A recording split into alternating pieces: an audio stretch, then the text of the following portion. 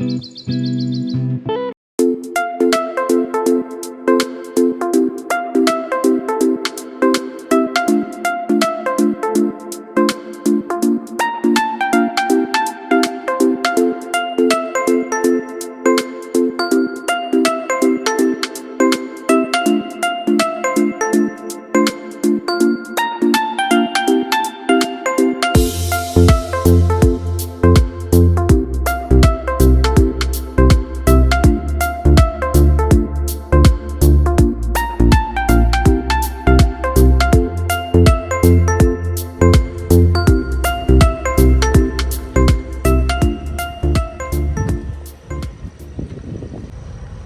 guys, good evening. Nandito tayo sa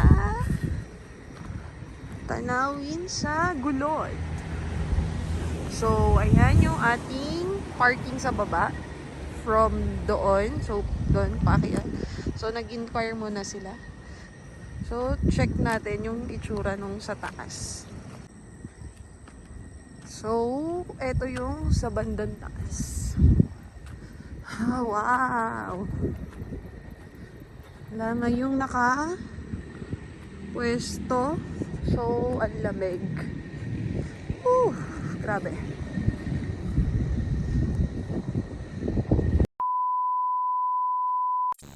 Ano po? St. John Off-Road po. Search ka sa para. Kay doon ako sa silang nagpagawa ng awning kay RCM po. Kasi RCM Oo, po. RCM Campers. Ano po pangalan ko? St. John po. Saint S-A-I-N-T. S-A-I-N-T tapos St. John. John. J-O-H-N. St. John. Off-road naman yan. Yon. Yan po. Ayun. Kaya lang hindi ko masyadong active yung page. Okay lang. Pero yung location niya, ay yung ano mo. Mahogany rin. Mahogany Drive. Ayun. Yung sa Mahogany, dilipat namin sa Mendez. Kaya nasa Mendez ako kami at saka sa Tagaytay. Sige, sama ko na lang sa ano mo, St. John.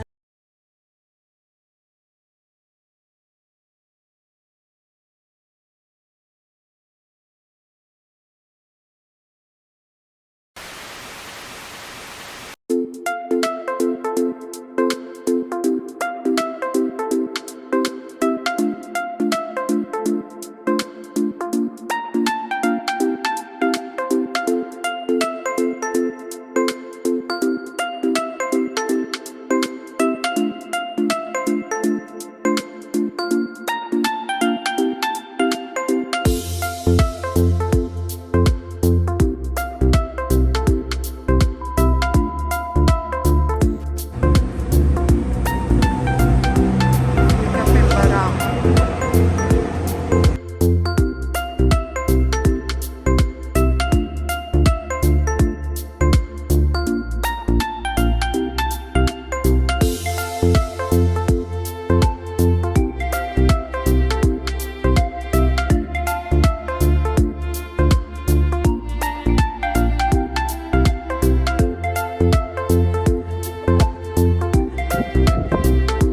Ako naman.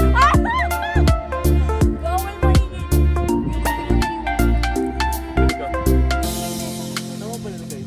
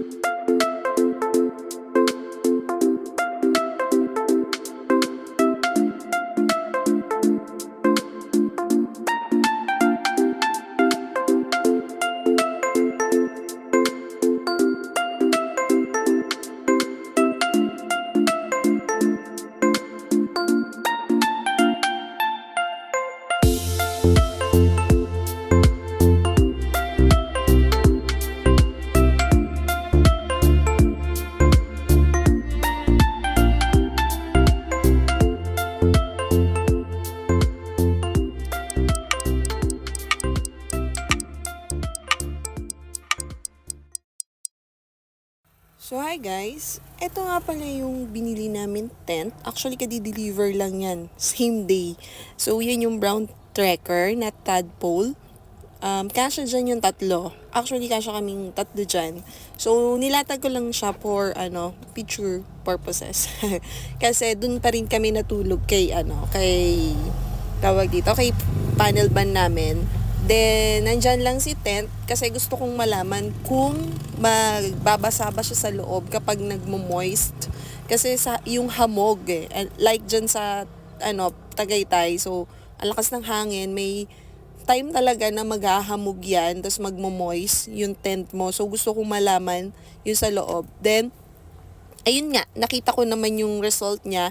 Since ang tadpole po ni Brown Trekker ay may cover pa yan, di ba kinakabit ni Javi yung first layer, then meron yan second layer na iyahabong pa. Yun yung gusto ko sa kanya. So, pag hinabong mo pa siya, meron pa tayong parang naka-protect bago yung pinaka-tent. Tapos kung ayaw mo naman siyang gamitin sa mainit naman na place, yan, nakikita niyo yung paligid niyan. Ano yan? Net yan. Tapos, ang ganda ng function niya na kapag in-open mo yung side, buo, pwede mo rin i-open yung dun sa bandang paanan kung doon ka nakapaa. Kaya, ito yung napili naming tent na babagay sa needs namin. Ito yung tadpole sa gabi dito sa Tagaytay. Ayan, ha. Pero yung loob, basa ba yung loob? Hindi pa naman. Hindi naman. Hindi naman. Natagos. Wala raw siyang tumagos. Ayan. Kasi syempre nasa Tagaytay ang hamog. Mag-aalauna na ng madaling araw. Ayan siya sa gabi. Tapos, ito yung buo niyang itsura. Yan.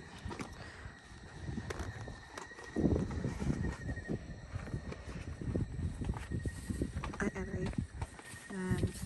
Kaso sa loob ang queen size na airbed.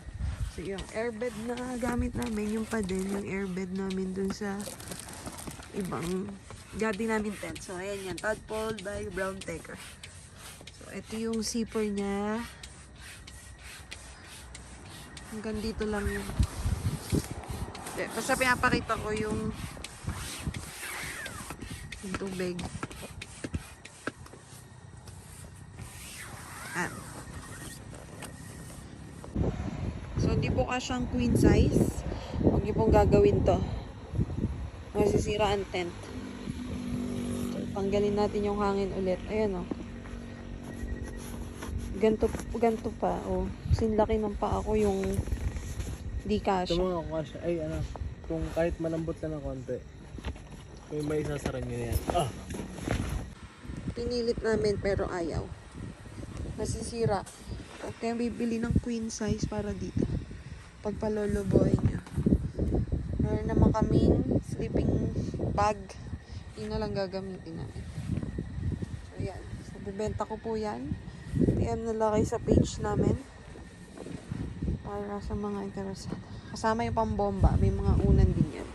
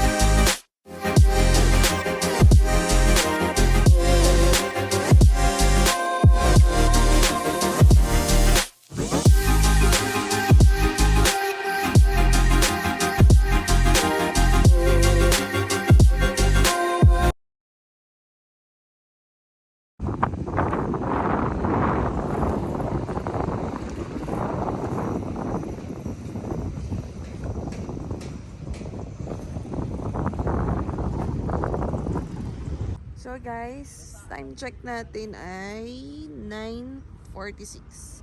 So medyo mainit siya. Pero yung hangin niya napakalamig. Naka-jacket pa nga ako actually eh.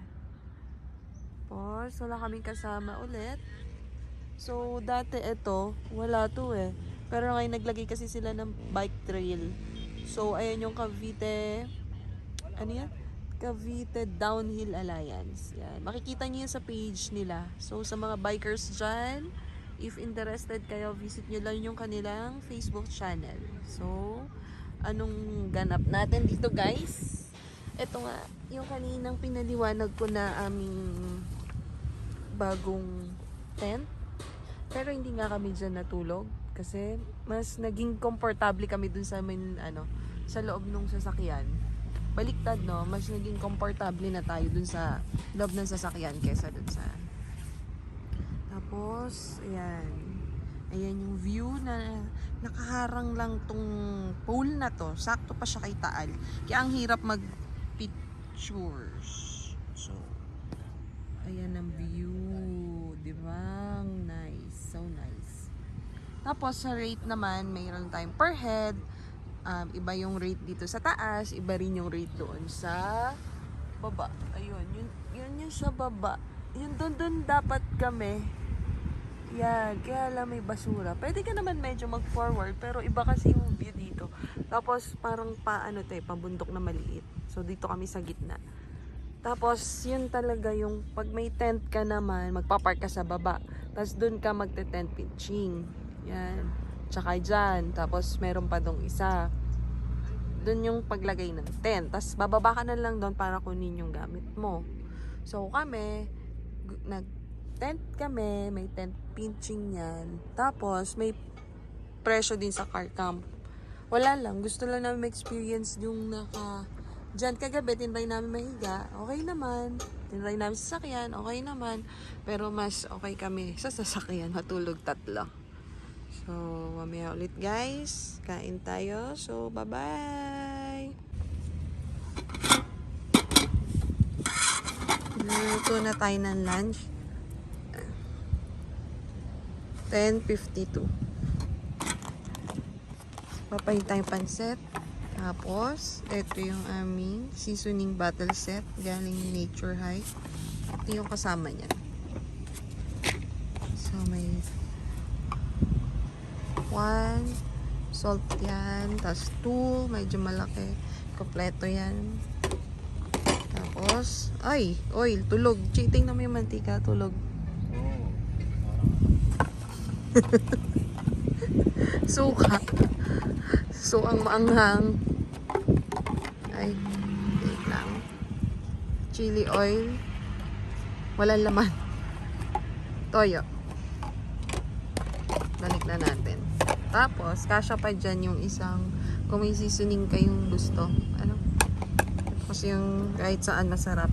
Saka itong emergency matches.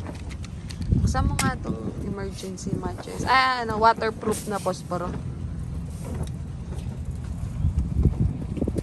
Yan. Gamit yan isang beses no sa Gulugod Baboy. Kasi nabasa yung posporo. Ang tagal po niyang tanggalin ng posporo. Yan. Bilang lang laman yan. Wala masyadong gamitin. Emergency nga lang eh. So yun na. Wait lang. Luto natin.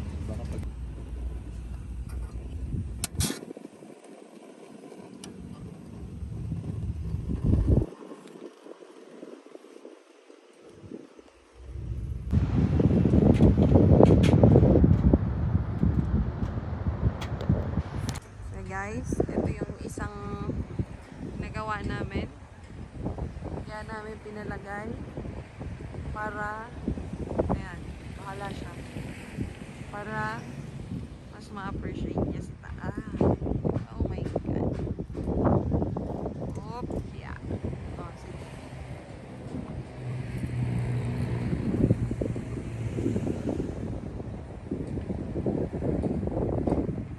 Wow. cellphone. Ang ganda. Saglit.